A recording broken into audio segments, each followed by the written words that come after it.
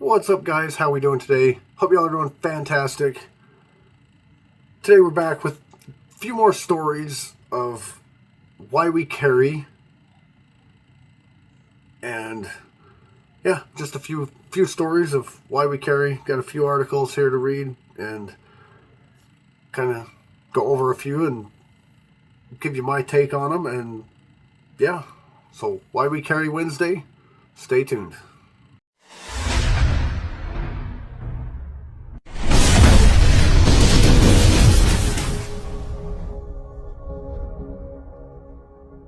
Okay, why we carry Wednesday. A New York City subway rape highlights the need for self-defense. On Saturday, which would have been,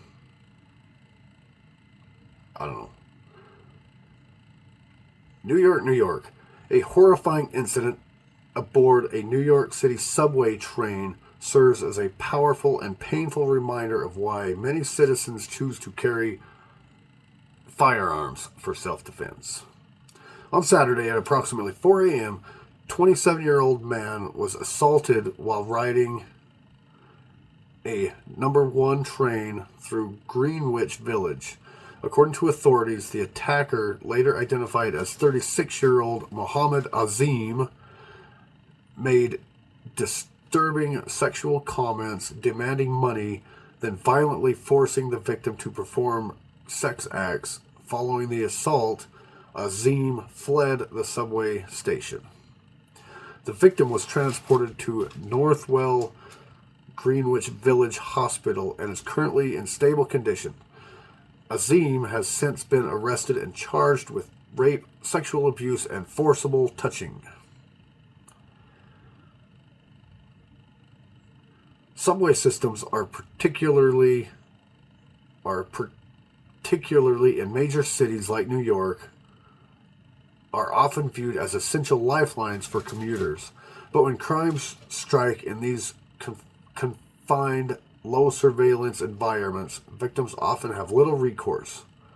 Incidences like this one illustrate the vulnerability that many face while using public transit, especially during late night or early morning hours when few passengers are around to intervene, a witness, or an attack. For law-abiding citizens, especially those trained and licensed to carry concealed firearms, such moments reveal exactly why the right to self-defense is crucial. It isn't about fear, it's about preparedness. While not every self-defense scenario involves firearms, having the option when faced with a violent predator can mean the difference between becoming a victim and walking away safe. Why we carry. The concept of why we carry is rooted in the desire to protect ourselves and others in unpredictable situations. It's not driven by paranoia, but by the recognition that danger does not announce itself. Self-defense training, situational awareness, and responsible firearm ownership are all components of a lifestyle centered on safety and readiness. Sadly, in places like New York, where strict gun laws are severely limited, concealed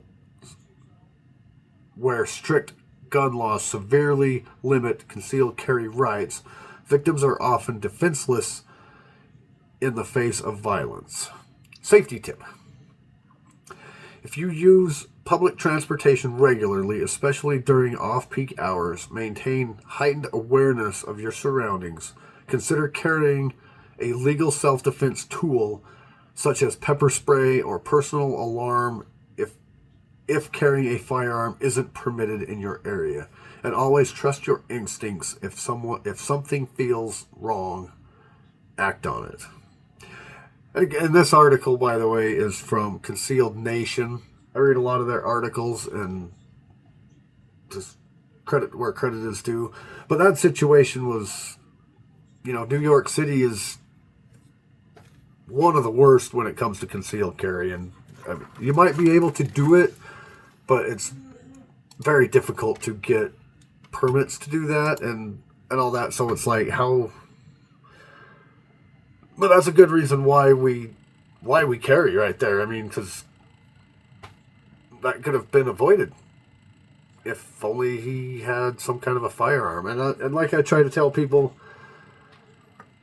carry the most lethal, legal thing you can. Carry the most lethal tool that you can legally carry. Whether I don't care what it is, whatever's the most lethal that you can legally carry. If you can legally carry a firearm, carry a firearm. If you can only legally carry pepper spray, carry it. If you can only legally carry whatever, carry it. Whatever's the most lethal, whatever's the most effective tool that you can carry it. And always have situational awareness, especially like it says in cities like New York on public transit, especially at night, late at night. Yeah, you've got to be aware of your surroundings, and if something don't seem right, you definitely have to be, skedat if you can, and just try not to be a victim as much as possible.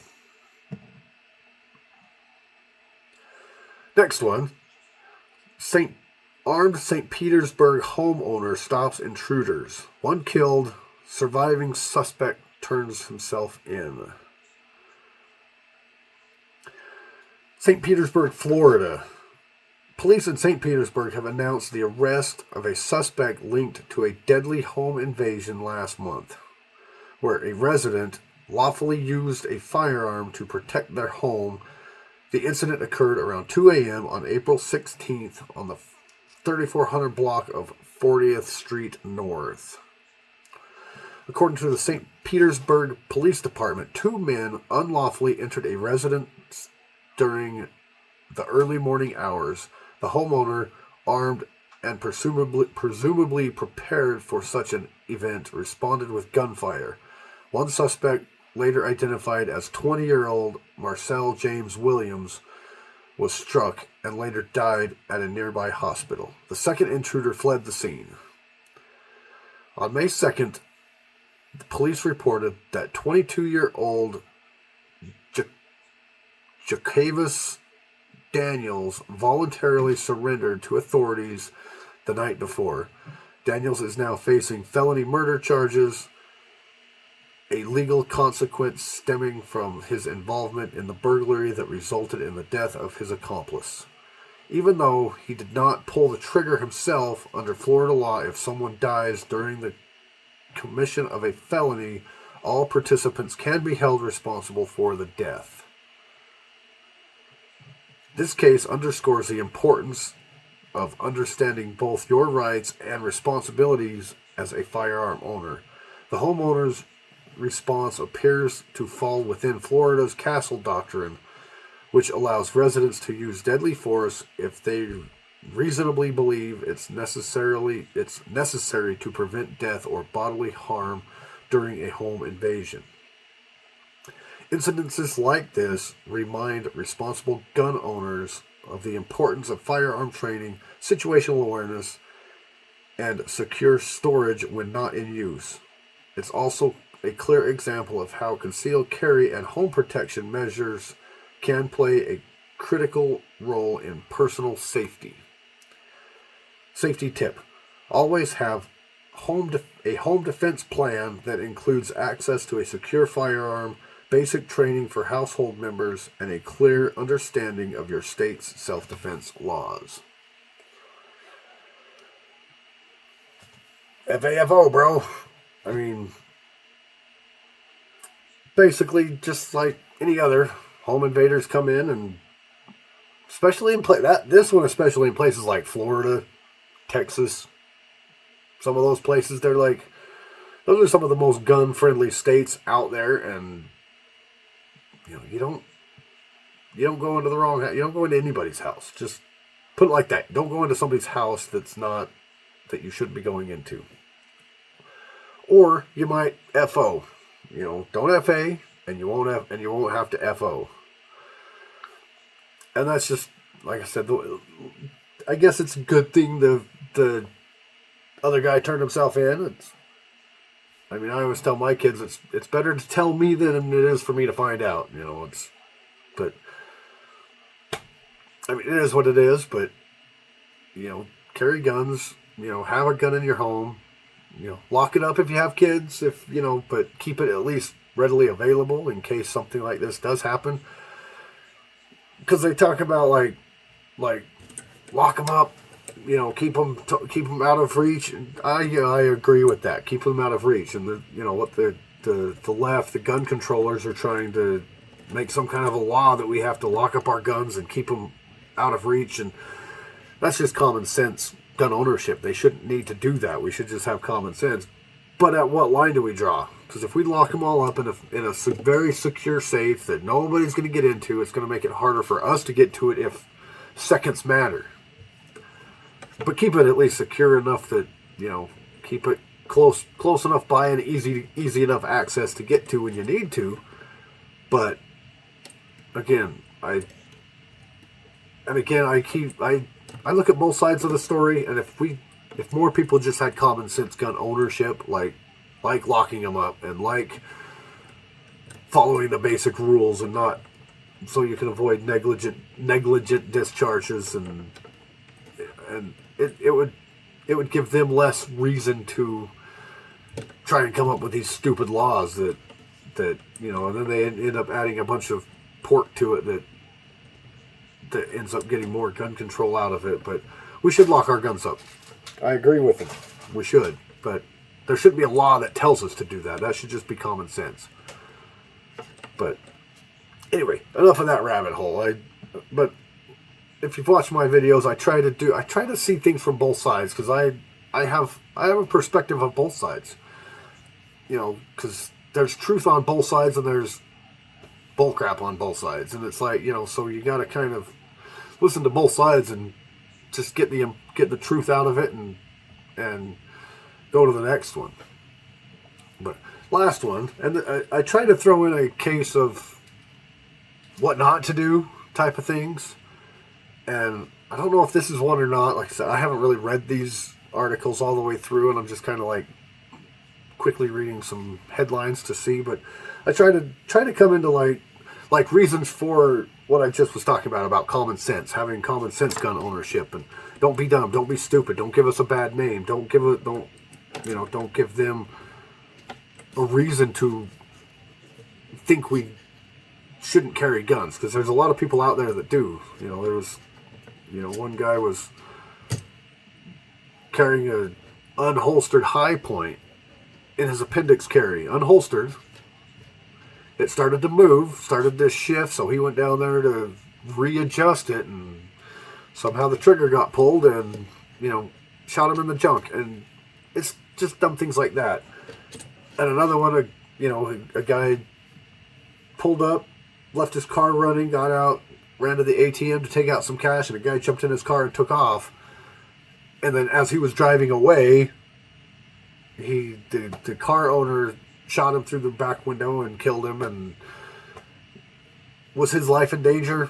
Probably not. He could have just let the guy go with his car, and his car would have, but he shot him. But it's supposed to be only if your life is in imminent danger. And it's things like that make them think that we need these common sense gun laws, if you will. But if we just have common sense gun ownership, we won't have to do that. And I'm trying to come up with a story like that in these two, but I don't know if this one is one or not. We'll find out together. But the headline: owner of Snowflake Donuts fatally shot armed robbery suspect. Nope, I've read that wrong. I thought the owner got shot. So apparently this is just another case of why we carry. This isn't a what not to do story. I'll try and get one of those next time, but we'll just do another why we carry story. A robbery suspect. Oh wait, here we go. Sorry. Houston, Texas. Another Texas. An attempted armed robbery at Houston donut shop turned deadly Thursday morning when the store owner fatally shot the suspect in an apparent act of self-defense. The incident took place around 6:15 a.m. at Snowflake Donuts on Winkler Drive, just off Gulf Freeway, according to Houston police. The suspect, dressed in dark clothing and armed with a firearm, entered the store intending to commit a robbery. Moments later, the shop owner, who was also armed, shot the intruder. When the police arrived just after 6:20, that's 5 minutes later, just after 6:20, they found the suspect dead inside the store. Officers recovered the suspect's firearm and found the cash register open, suggesting an active robbery had been underway. This is a busy place. People getting donuts and kolaches just before they head to work or school, noted HPD Detective Socrates Trujillo. It could have ended very differently, where innocent civilians could have been shot and injured. While the case is still under investigation, authorities said the store owner is not facing any charges at this time. As with most self-defense shooting, the case will be reviewed by a grand jury to determine whether the use of deadly force was legally justified. Police have not yet released the identity of the suspect and are working to determine whether the individual may have been involved in other recent robberies. Surveillance video from Snowflake Donuts and nearby businesses is being reviewed, and investigators are interviewing witnesses who were present at the time of the shooting. The store owner, though shaken, is reportedly cooperating with authorities and is said to be doing as fine as he can be right now. Texas law generally supports the right of citizens to defend themselves, particularly when faced with an armed threat. Still, every defensive shooting undergoes legal scrutiny to ensure the action taken align with state laws. Safety tip: if you choose to carry a concealed firearm for self-defense, always know your local laws. Train regularly and be prepared to make split-second decisions under stress.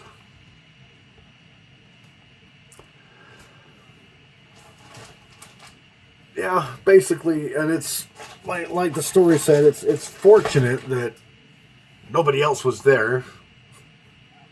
That, because it was 6:15 a.m.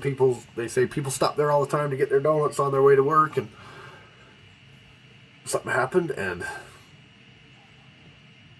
so luckily nobody else was hurt. And where I mentioned 5 minutes, I mean that's reasonably decent response time for a police officer, but think about 5 minutes when you're faced with an armed robbery situation. What could happen in that 5 minutes before the police show up? You call 911 while the guy's robbing you at gunpoint. Within that 5 minutes, what could happen? One, somebody's dead. Somebody could be dead, which obviously that happened. Luckily it was not the victim, or by that time the guy's long gone. He's got his money, got what he wanted, and he's gone. And they're just chasing this victim from place to place, or chasing this robber from place to place, and not, it's 5 minutes is, when seconds count, 5 minutes is a long time. I mean, they may say differently. When seconds count, police are only minutes away. 5 minutes is a long time when your life is on the line, and you've only got seconds to make decisions. It makes no sense what they try to say about that kind of stuff. But anyway, that's the show for today. I tried throwing in a what not to do, but they didn't have one on here today apparently. But we'll try to throw one in next time if I can find one. But anyway, carry a gun, stay prepared, stay aware, have situational awareness, keep aware of what's going on around you, because the world is getting crazy.